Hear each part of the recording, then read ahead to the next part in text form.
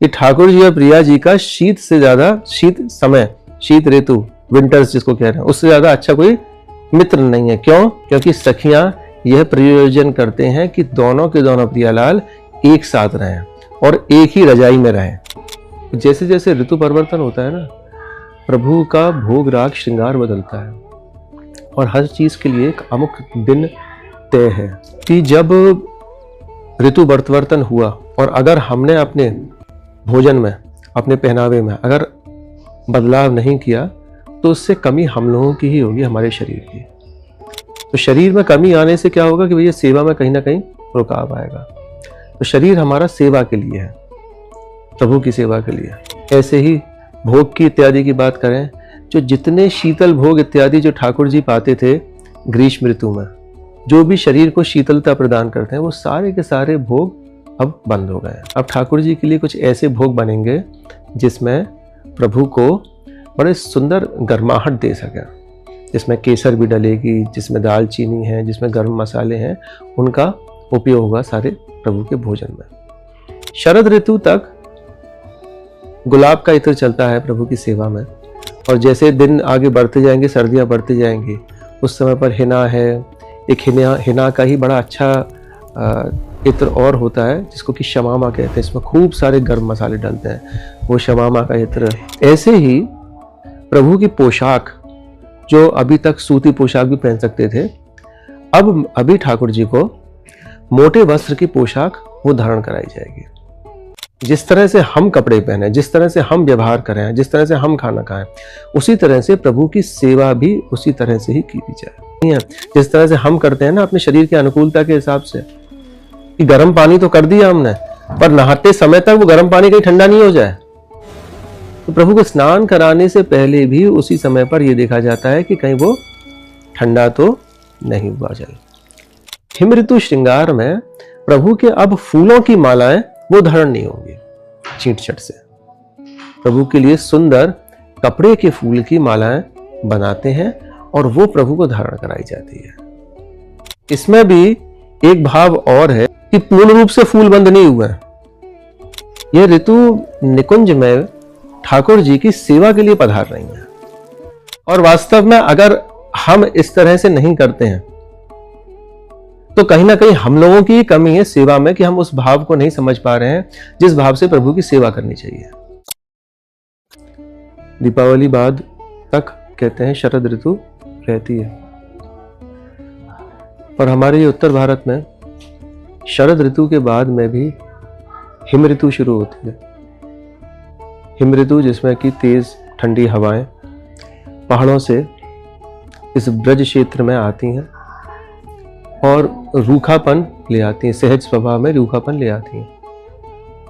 तो जैसे जैसे ऋतु परिवर्तन होता है ना, प्रभु का भोग राग श्रृंगार बदलता है और हर चीज के लिए एक अमुक दिन तय है। अमुक दिन इसलिए तय है क्योंकि वो नक्षत्रों के हिसाब से कुछ ऐसे दिन होते हैं कि उस समय से वह ऋतु का आगमन मानते हैं, और उस ऋतु के हिसाब से ही, जैसे कि जनमानस है, हमको भी वैसे ही बर्ताव करना चाहिए अपने शरीर के साथ में। ऐसा भी रहता है कि जब ऋतु परिवर्तन हुआ और अगर हमने अपने भोजन में, अपने पहनावे में अगर बदलाव नहीं किया तो उससे कमी हम लोगों की ही होगी, हमारे शरीर की। तो शरीर में कमी आने से क्या होगा कि भैया सेवा में कहीं ना कहीं रुकाव आएगा। तो शरीर हमारा सेवा के लिए है, प्रभु की सेवा के लिए। तो यहां पर भी इस रसोपासना में प्रभु का भोग राग श्रृंगार बदलता है। अभी जो मार्गशीर्ष का महीना चल रहा है, इसकी कृष्ण पक्ष की षष्ठी तिथि को कहते हैं छींट छठ। इस दिन से हमारे राधा वल्लभ लाल बड़ी सुंदर हिम ऋतु का श्रृंगार धारण करेंगे। अब हिम ऋतु के श्रृंगार में श्रृंगार भी बदला है ठाकुर जी का, भोग राग भी बदलेगा, सब कुछ चीजें बदलेंगी। जैसे अगर हम राग की बात करते हैं तो ठाकुर जी के समक्ष 42 लीला दोज से शुरू हो जाती है। श्री तुलसीदास जी कृत 42 लीला यहाँ से शुरू हो रही है दोज से मार्गशीर्ष में, और बसंत पंचमी के एक दिन पहले तक चलेगी।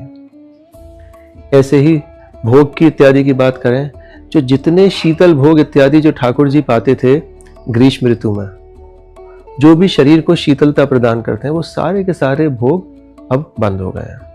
अब ठाकुर जी के लिए कुछ ऐसे भोग बनेंगे जिसमें प्रभु को बड़े सुंदर गर्माहट दे सके, जिसमें केसर भी डलेगी, जिसमें दालचीनी है, जिसमें गर्म मसाले हैं, उनका उपयोग होगा सारे प्रभु के भोजन में। ऐसे ही जब ऋतु परिवर्तन है तो प्रभु का जो इत्र प्रभु धारण करेंगे, जिससे प्रभु की अंगरा होगा, वो भी बदल जाएगा।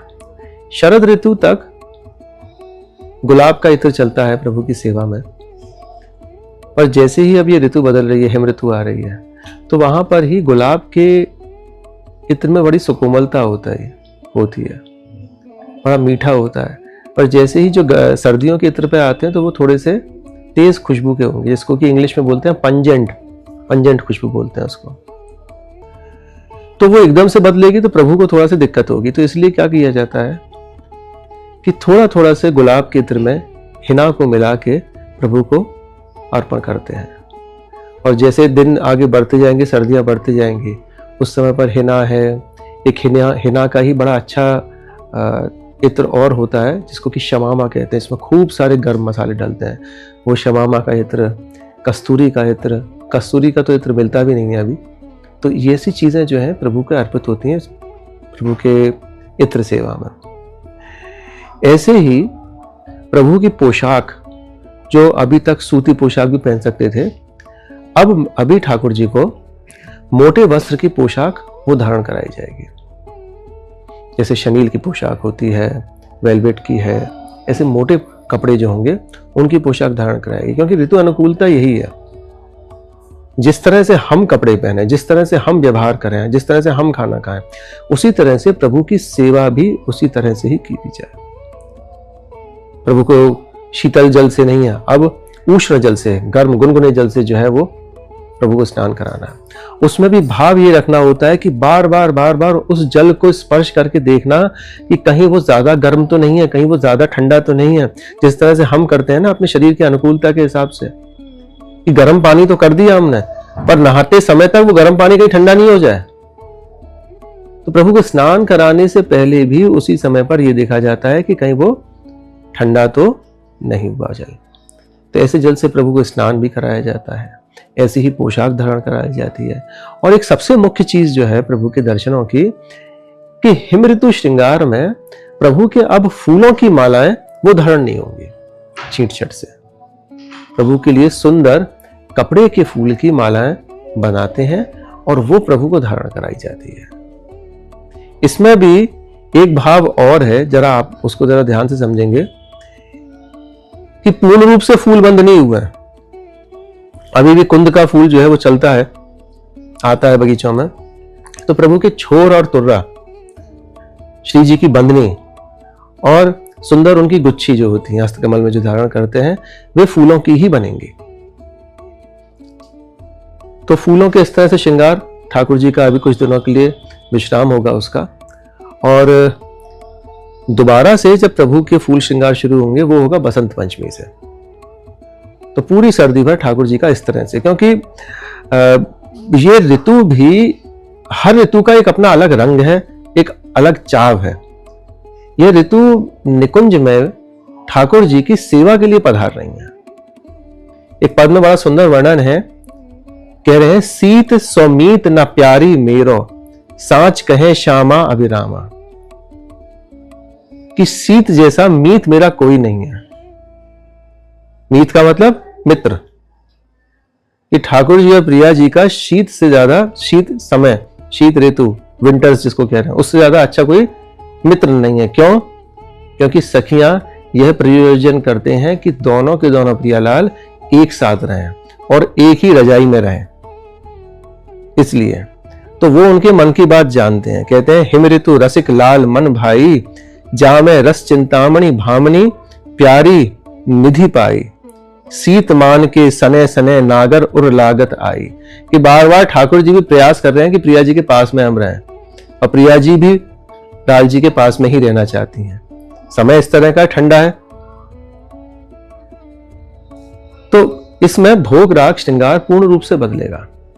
और वास्तव में अगर हम इस तरह से नहीं करते हैं तो कहीं ना कहीं हम लोगों की कमी है सेवा में, कि हम उस भाव को नहीं समझ पा रहे हैं जिस भाव से प्रभु की सेवा करनी चाहिए। सर्दी रहेगी तो सीधे सीधे हाथ की उंगलियां और पैरों की उंगलियां जो है वो ठिठुरती हैं, और वन प्रदेश में तो और ज्यादा ठुठरन हो जाती है। तो प्रभु को हस्त कमल में हाथ के मोजे और चरण कमल में उनके चरण के मोजे जो है वो भी धारण होते हैं उसी दिन से। यह इस छींट छठ का विशेषता है। और छींट छठ नाम क्यों पड़ा है? छींट छठ नाम इसलिए पड़ा है कि पहले जो सुंदर मोटे कपड़े आते थे उन कपड़ों के ऊपर छींट पड़ी रहती थी। छींट का मतलब जैसे कि आजकल आपने देखा होगा कि वो एक पोलका डॉट्स के कपड़े आते हैं बड़े सुंदर, जिनमें डॉट्स बनी होती हैं, तो वो कपड़ा सुखदाई और देखने में भी अच्छा ऐसी ही ऋतु में लगता है वो, इसीलिए इसका नाम छींट छठ कहा गया। और छींटदार ही कपड़े प्रभु को धारण भी होते हैं। तो विशेषता यही है कि जिस तरह से मौसम की अनुकूलता हो, ऋतु की अनुकूलता हो, प्रभु को भी वही भाव आपको अर्पण करना है। अगर आप ऐसा भाव अर्पण नहीं करेंगे तो ये निश्चित है ठाकुर जी की सेवा में वो पूर्ण रूप से आप डूब नहीं पा रहे हैं।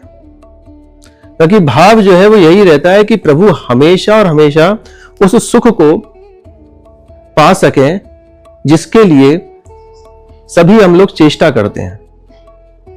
उनके सुखवर्धन होगा, उनका प्रेम बढ़ेगा, और यही सुखवर्धन और यही चेष्टा जो है उनकी सेवाएं हैं जो सखी संपादित करती हैं। इसीलिए यह छींट छठ बड़ी विशेष है। जय श्री राधे।